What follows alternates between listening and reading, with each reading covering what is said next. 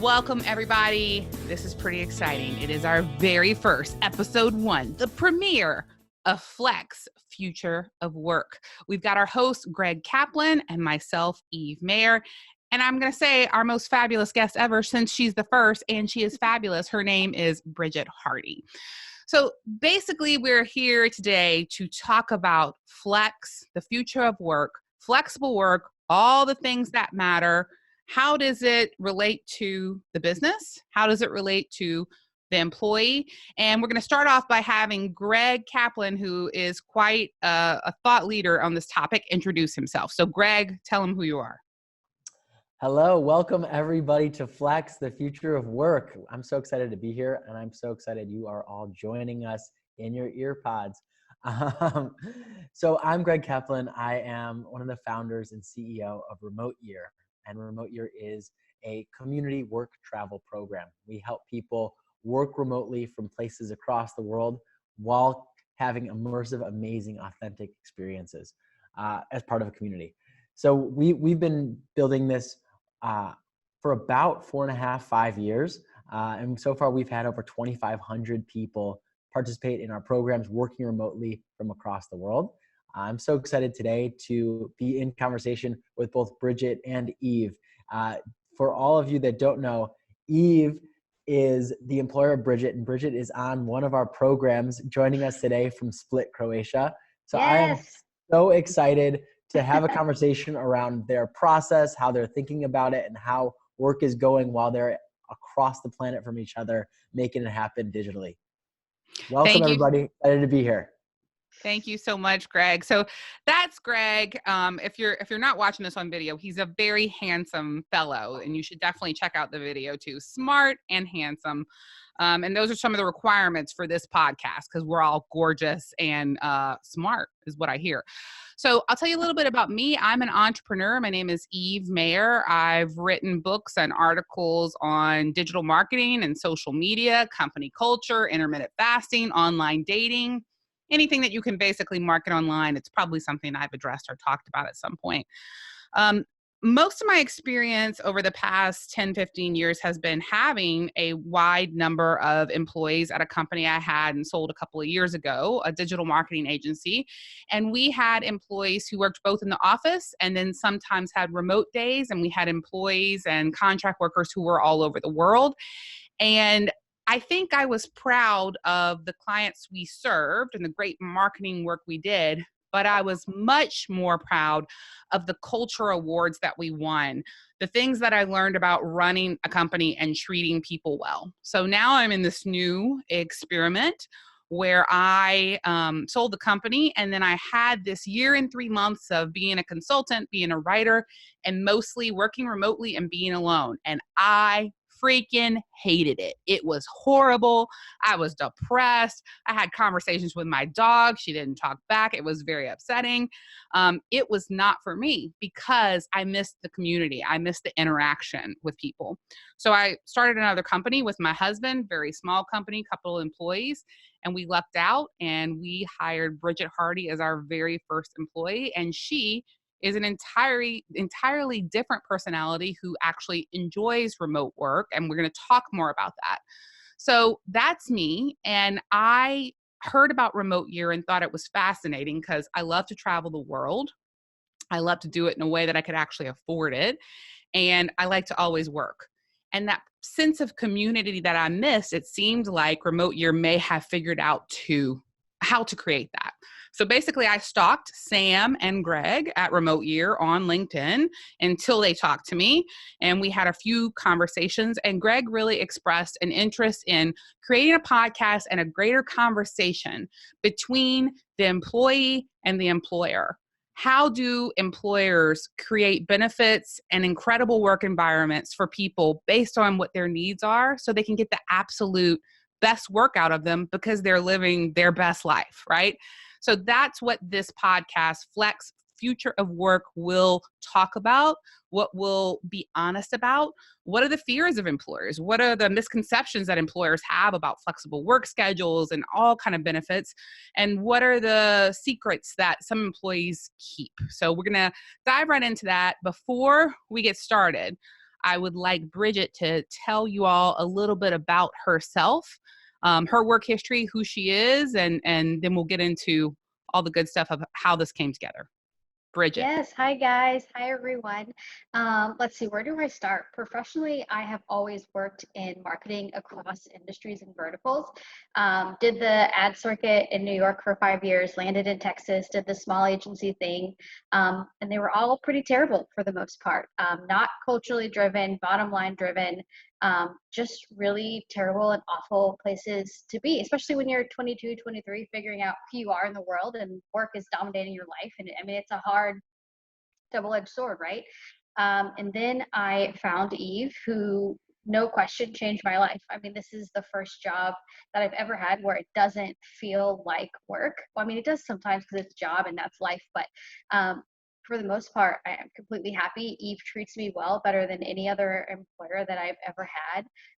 Working remote has just changed my life, and his is a newborn passion for me. So professionally, that's me in a nutshell. Personally, I'm really passionate about the benefits of a ketogenic diet. I'm a dog person. I love yoga. I love to be active. That's me.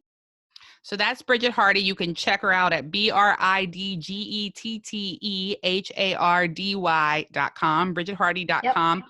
And so, Greg, I want to get back to this. I saw Remote Year on Instagram, which is interesting, I think, because, I look like a millennial that probably does a lot of van life and thong shots on beaches, but I'm not, shockingly. I'm a suburban wife, mother of almost 13-year-old kid.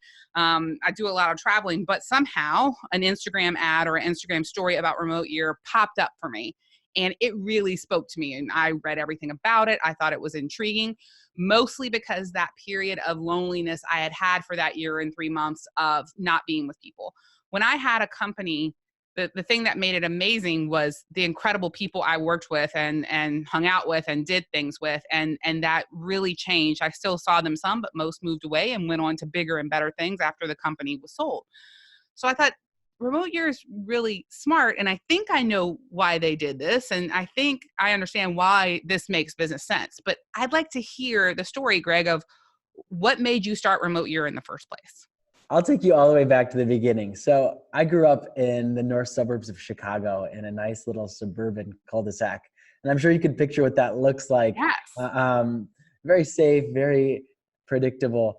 But what was unique about my upbringing is that when I was 5 years old, my parents met this guy named Selwyn Butler. And Selwyn is from New Zealand, and he was in the United States and needed a place to stay for a couple weeks. And my parents met him and learned his story and invited him to come stay with us. And after just a few weeks, we really hit it off. We were having such a good time that Selwyn ended up staying with us for over 5 years. So he kind of became a brother growing up. It was a really unbelievable experience for myself and for my family, that we just really leaned into that kind of experience. Next, we had Evan from South Africa for a while, and then Ben and Daniel, two brothers from Australia, Menji and Lise from North Africa, Aaron and Avery from Russia. So we just had this hodgepodge of people from all over the world growing up with us throughout my childhood. So we had this sort of mini Model UN around the dinner table every night, which opened up my eyes to this concept, global perspective. And people say that it doesn't really mean that much. To me, it means, everybody in the world is different, but at the core, everybody's really the same. Everybody cares about their family. Everybody loves pizza. It's just people are similar. And the other thing that experience did for me is it really left a mark on me around community. I just learned to thrive in environments with big groups of people. And so whenever I do anything, I start with who am I going to do this with, not what am I going to do. So to fast forward a little bit, I was born in Chicago, raised in Chicago. I got a few miles away to go to university in Michigan, and then back to Chicago to start my career. So I just, one day about 5 or so years into my career, just kind of felt stuck. I was working in a 9-to-5 job, commuting the same way every single day into a sea of desks full of people that were kind of uninspired by what they were doing. And, I just wanted to get out of there. I just wanted to go see the world. I was seeing all these people have these kinds of life-changing travel experience and wanted that for myself too.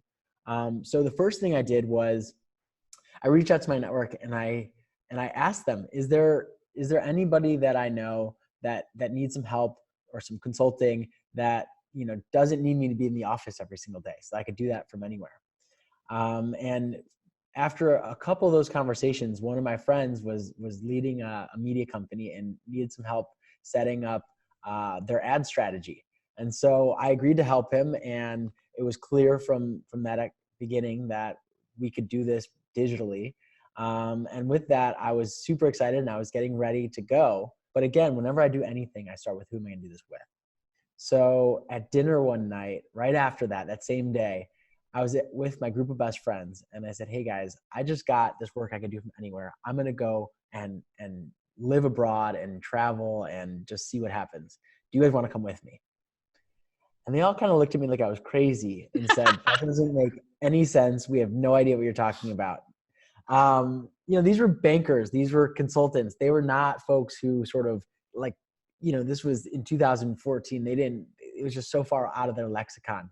And all of them basically said, no, we're not going to go with you. So the next day I quit my job. I started traveling and I put up a website, and the website said, who wants to travel together for a year while working remotely? And I sent the link to a couple friends.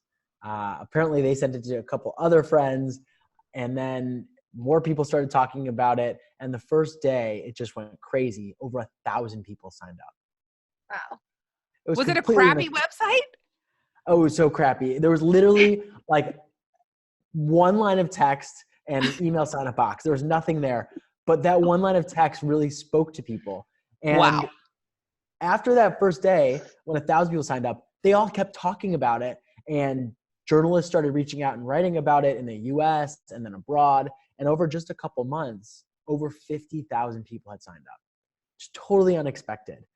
And during that process is when this sort of evolved from, wow, there's something bigger here. There's something more important than just my somewhat sad cry to the world, will anyone be my friend and come travel with me? There's something a little bit bigger here. There's something more. And looking back, the question's been why? Why did this simple concept get such a strong reaction literally from day one? And I think we stumbled upon two mega trends, right? The first mega trend is that people really want to have life-changing experiences. Increasingly, those life-changing experiences people want to have is travel. And over again, they are trying to figure out, how can that be possible for me?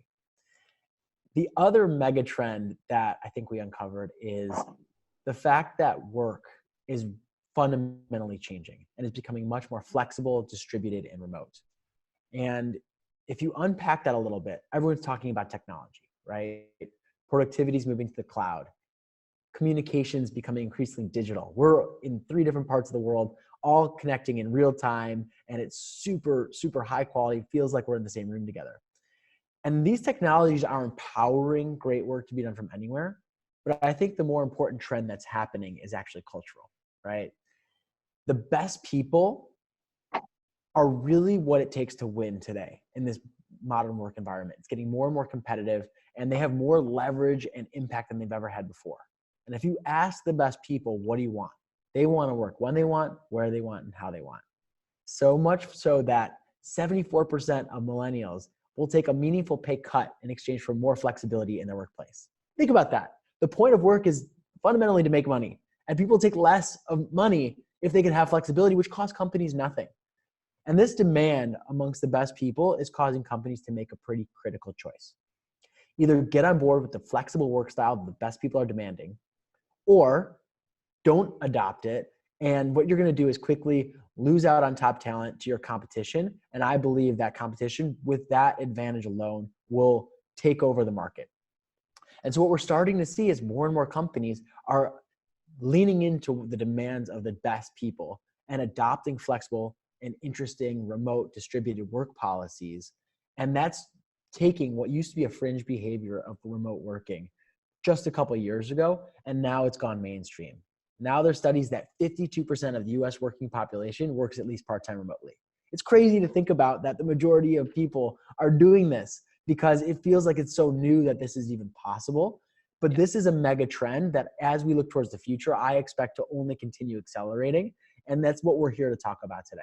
We're here to talk about what's happening, what's changing in the modern work environment, and how does flexibility fit into that conversation. So something that both you and Bridgette said, and this is just a testament, I think, to incredible talent, is I didn't like the situation I was in, so I kept on changing it until I got to the situation I wanted. Let me tell you who stays in jobs they don't want forever. People who are unhappy and suck at their work probably because they're unhappy and aren't the people you want to work for you anyway. So first of all, if you're a person who is at a job that you do not like, you are the only one who can change that unless you're lucky enough to accidentally get fired, right? So day one today, if you don't like your job and you're still bitching about it 2 years now and your wife's sick of hearing it or your best friend's sick of hearing it, you're the person responsible for changing it. You're the person responsible for going to work and asking for what you need if you do good work there and just need the situation to change. Or you're the person responsible for finding the situation that's going to make your life fulfilling. It's just work. It's just a way to make money.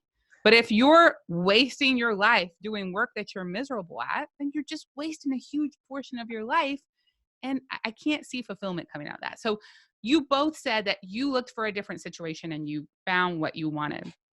And so, Greg, when you talk about this and this resonates so much with people, I think, so many times media and people that need to create news talk negatively about things. We talk about the proliferation and the mature state and the speed of which technology is changing and how this is so bad and affecting the world and there's all these problems, but we're not examining the things that technology has made possible. The ability to spread health information to people that need it, the ability to prop up nonprofits and support them in getting out information and raising money. But one of the things it's enabled us to do is to live the life that we want and work in the way we want. And the childhood that you had, I grew up in Louisiana, South Louisiana, and I had very little exposure to people from all over the world. And every time I got it, I was really interested.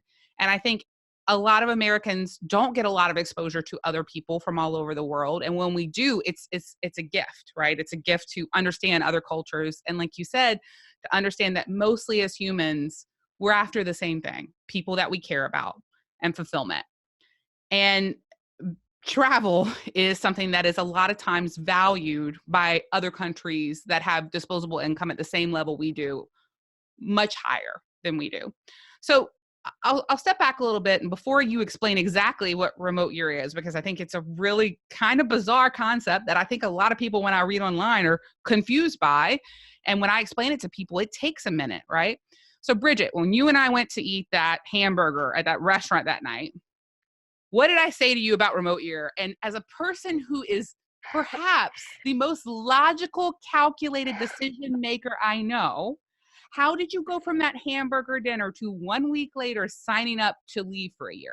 Yeah.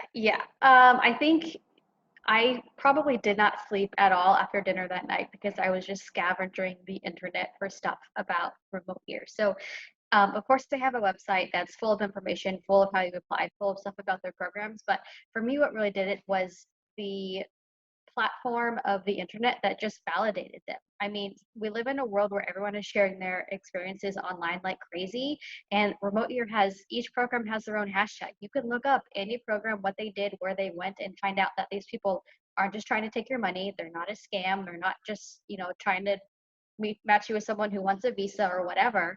So I like the validity of information that did not come from remote year. So I sat down to dinner, and to be clear, I had not talked to Greg at that point. I had just seen what I've seen on remote year. I'd read everything about it, and I wanted to go. The bad news was, I did read very soon on the site, which broke my heart. We can't take your dog and we can't take your kid. And I was like, great, 6 more years, I can't go. This sucks, but whatever. And then I sat there with Bridgette and I was like, Bridgette, if I was young and single and hot like you and a professional with all this freedom, you know what I would do? I would go on remote year and I would do it tomorrow. And also I'm going to call these guys and I'm going to find some way to work with them because I think it's brilliant and tapping into what people need. But Bridgette is like the responsible person in this company. Let me just explain. Bridgette is the thing that keeps us steady and organized and moving forward. So when Bridgette decided, I'm going to do that, I've never been more surprised in my life. Like, it was a week. It was less than a week, Greg. It was nuts. So, okay, who's going to explain what remote year is? Greg, can you explain to us what is remote year? Sure. So we bring remote years all about community, because that's what I was looking for when I was a few years ago going out and starting my travels. And remote year brings together communities of people. And these people work remotely while living in a new place each month throughout their journey. So on our 4-month and 12-month programs, you live and work in a new place. So 4 places for 1 month each, or 12 places for 1 month each throughout your entire journey. So Bridgette, on her 12-month program, she's going to spend 3 months in Europe, 1 month in Africa, 4 months in Asia, and then 4 months in Latin America, living and working remotely, deeply immersed in the culture, deeply immersed with her community, and having a life-changing experience, while continuing to be super productive and performing probably some of the best work of her life. And that's at the core of what remote year is about. We combine those 2 mega trends I was talking about earlier.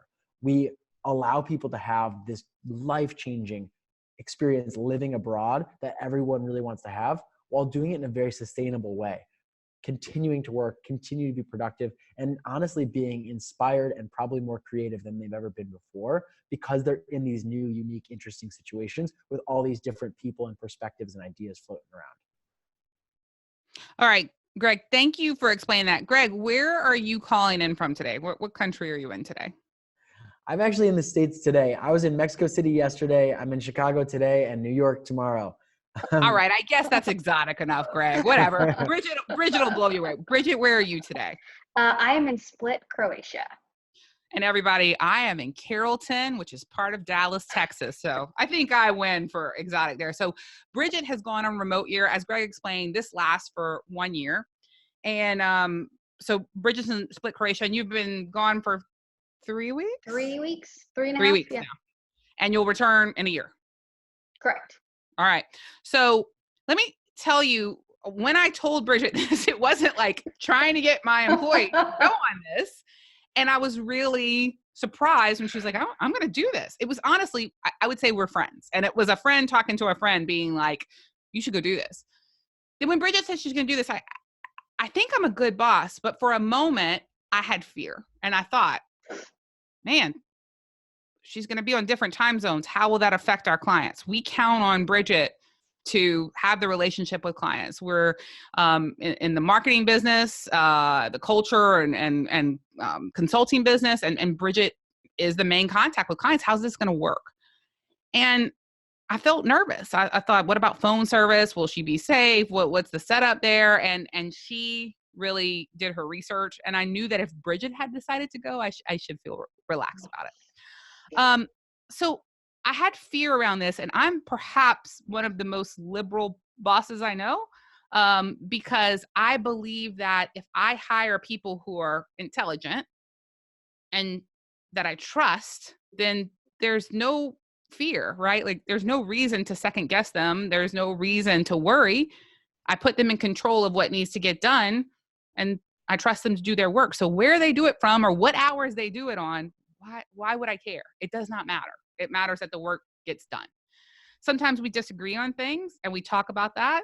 And sometimes Bridgette's right. Sometimes I feel like I'm right. But it's a discussion with somebody who is intelligent and the best suited for their position. So I needed to overcome that fear. But Greg, I'd like to hear a little bit, because there's so many people that I talk to.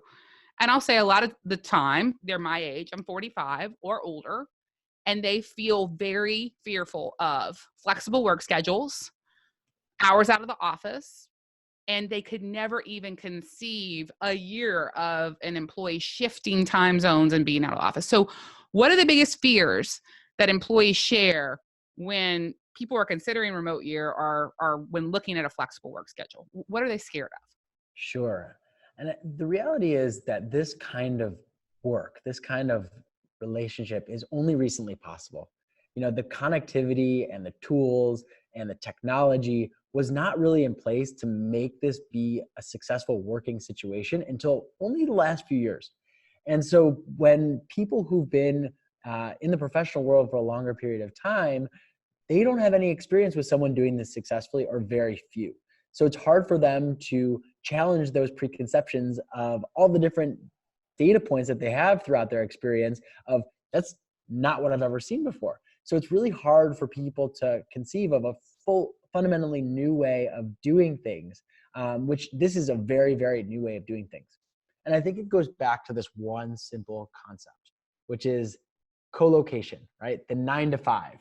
And if you think about the 9 to 5, it's built on a relationship of mistrust, I believe. Mm-hmm. It's built on a relationship of mistrust because what it says is, if I can't see you sitting in your desk, then I don't believe you're working. And so that means you need to be in front of me all day so that I can validate that you're here, so I know that you're working and quote unquote productive. And what that does, the flip side of that relationship, is also mistrustful and also is broken. And what that encourages is for employees to really optimize for that setup. And what that means to me is to actively waste as much time as possible while they're in the office, putting in the time in front of their boss. And so what that does is employees, when they're being looked at and monitored by their employer within eyeshot of them, they're wasting as much time in the day as possible.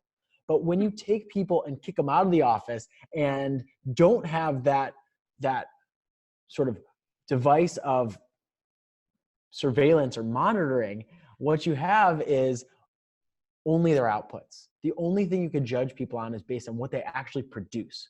And that makes a very challenging experience for bad managers, right? Bad managers are managing based on just face time, but good managers are managing based on outputs. And a remote environment forces all managers to manage their people based on what are they actually producing? What are the actual key goals and initiatives that they need to get done? And that forces them to be a much better manager in a way that they've never even considered before, because they rest on the laurels of co-location. And so I think that for a lot of people, it's scary. It's scary to think about, how am I actually going to manage people effectively, right? How am I going to actually make sure that they know what needs to get done, we communicate well, and I measure them based on the actual outputs that we need, right? And that's a whole new concept for people to think about, that they've never had to be challenged to get done before. And I think is, in a lot of ways, a really good forcing functions of good management practices that should be done anyway, but don't always get done when people have that kind of device of co-location to rest on, which I think is really, really interesting. And the big question that people usually ask is, how do you know people are productive when they're not in the office, right? And usually when people ask me that question, the first thing I start with is, how do you know they're productive when they're in the office? Which is a pretty fundamental question, because no one has a good answer for it. And when you start to think about, how do you actually know someone's productive when they're in the office, it's never about they spend a lot of time here. It's more about, what do they produce? What are they actually getting done? And that's the things that you can judge fairly easily in a co-located or remote environment. And I think putting people into an environment where they're forced to actually think that way helps them get comfortable with the fact that this now is possible, and it's something that they can get used to. I think that flex future of work is, and the thing that we hear so much about right now is diversity, right? We hear diversity, and I feel like diversity is typically focused on sexual orientation, your gender, your skin color, your religion, and it is, which are like very important and worthy and things that I love to consult on, and that's great. But where is the diversity and respect for individuals about their needs for flexible work? Whether that flexible work need and that schedule comes from a husband or a wife or a cat or a dog or an art class, like, where is that? Where is the diversity, the treatment of diversity for people who would like to work in an office with other individuals and those that would like to travel the world? Diversity of how people work, being an introvert or an extrovert, diversity of who they are and how they're fulfilled in work, is something that we need to look at holistically with people if we're going to have employees who do their best work. I think those areas of diversity are not really explored or respected, because sometimes we're so focused on others that have been underserved. But we have to look at the person and all the things that will enable them to be respected, to be valued, to be equal to others, and to produce their best work. So, Bridgette, when you look at a job, when you look at a career, and you said super nice things about me earlier, we didn't plan that. I'm really excited. Thank you for all of that. I appreciate it. But like, seriously, in the past, when you were working with companies, or even when you came here, what do you value? Like, what are you looking for? What do you need? Yeah, yeah. Well, I think first and foremost it is unfortunately salary. Like I ain't working for free, and you have to make a living and enough to save, right? But I Good. think outside of that, it's culture. Is this company, there's a fly in here. Do they value me as a person? Do they have a passion for me and my growth? Do they have a passion for something other than like, can I work these people 10 hours a day and give myself the $1 million bonus, and then they get their little pennies and whatever, So I think it's, do they have a passion for their people genuinely? I love that. And so, like, you look for money and you deserve that money for your work, because a lot of times we'll talk about, millennials would give this up for a better work situation. And I've worked with some millennials that feel that way. And I work with some millennials that are very focused on their salary plus being treated a certain way. And so what are some of the most important benefits that you value? So like, is it, I don't know, would you put remote work or flexible work above some other things? Yes. And I would not trade a higher salary for a desk job at all. I mean, I don't know what happens after remote year. I don't know where I live, or it's sort of a black hole, right? But I have a hard time envisioning myself going back to a desk job after this year. I mean, that just sounds like my worst nightmare, in a cubicle with 50 people. Like that just sounds terrible to me. So remote work is now at the top of the list when you talk about benefits, fringe benefits. And the thing that I love most about remote work is I can live my life. I can go over to my parents at 3 o'clock in the afternoon, take a call in their office, have dinner with them, and it's not a big ordeal. You can live your life, you can travel while working. Why wouldn't anyone want that for themselves, for their people? Like, why not? So Greg, you've been doing this for 5 years now. Is that right? Yep. Almost 5 5 years years. now. What's the one or two things that you have discovered, either on the people who are doing remote year or the people who are employing the people who do remote year, that you didn't expect? What was the biggest surprise? Yeah, I think the archetype of remote work is software engineers, right? You have a bunch of developers who can work remotely, and that's kind of what it looks like. One of the biggest unexpected things is how diverse it really is of folks who are working remotely.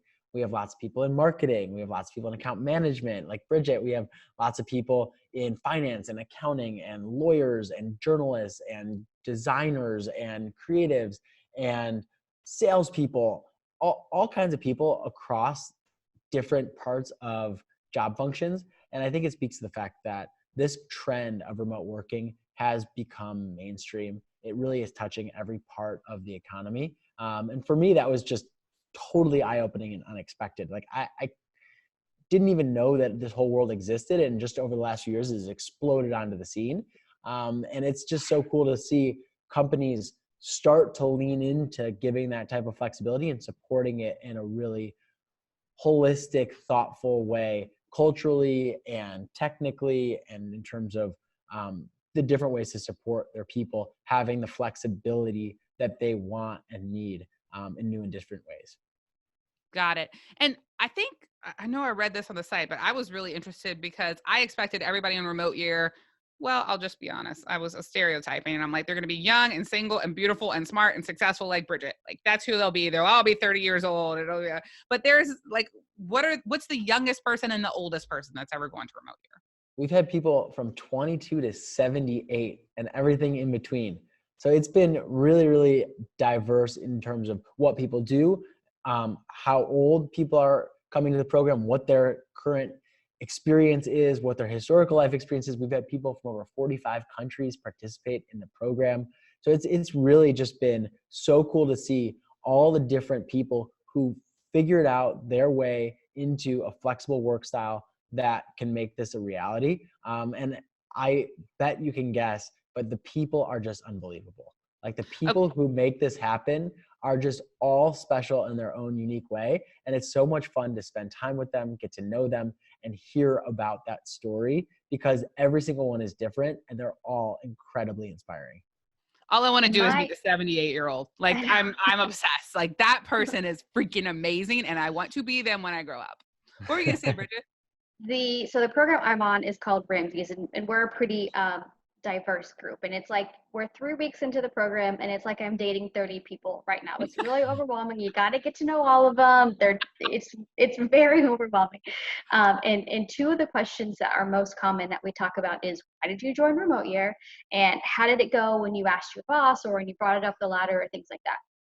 And once again, I just want to say thank you to Eve, because when I say, oh, actually, my boss told me about it, it's like the room turns silent. You could hear a pin drop. Like, are you serious? Like, and I'm grateful and lucky, and I acknowledge that, because most people who have traditional jobs with a boss and an employer and a team, it is an uphill battle for them. One woman on this trip, she has a remote job. Her boss has no idea she's here for the 12 months. Some people have to create business plans and all sorts of just uphill battles to get approval to go on these journeys. Well, let me just speak to bosses for a moment. I'm a boss. I've been a boss for lots of people at times, and right now a few people. And I just want to treat people with the same transparency and respect I would like to be treated with. And if you treat your people with transparency, they will do the same with you. And I am grateful that Bridgette and I have this relationship, and I hope that I would have this relationship with any employee that we have. And some of them, this would be a great dream, and some of them would be like, no, I want to stay home. I want to work in an office. I want these things. And I would hope to listen and know that about them. Bridgette, can you tell them a little bit about our process when we chose to be very transparent with our clients? Because a lot like Greg said earlier, I love making money. Making money is a lot of fun. But if I'm not doing it with people I enjoy, or I become friends with, or I'm already friends with, I really just would prefer not to do it. It's just not worth it. So can you tell a little bit about how we handled our transparency with clients about this process? Yes. And personally, for me, that was the last thing before I started telling people. I really didn't start telling people other than my family and Eve that I was going on this until I knew that the clients would be okay with it. Because if they were to say, oh, you know what, we're not okay with that, well, my job comes first. I can't just go on this journey without a job. So we sent them an email, I believe, and the response was incredibly overwhelming. Not one pushback, not one concern. That's fantastic. We love you guys. Go for it. 2 out of 3 of our clients are remote based anyway, so we lucked out there. But large clients, large corporations, no pushback. Was a lot, really maybe a little lucky. bit of jealousy, right? Like maybe a little bit. Yeah. Like, Oh, for sure. That, and I was Yeah, there. That for was, sure. Yeah. that was Yeah. really cute. And then once they were like, go for it, it was like, okay, this is happening. Because that was the last sort of concern for me before I was like, guess what I'm doing for the next 12 months. Well, Bridgette, thank you so much. Will you let everybody know, Bridgette, where they can follow your adventures on remote year? Yes. You can find me on Instagram at Bridgette_TX or on the World Wide Web at BridgetteHardy.com. And that's 2 T's and an E, Hardy. 2 T's and an E. Yes. Bridgette, thank you so much for being our guest. Greg, yeah, thank you guys.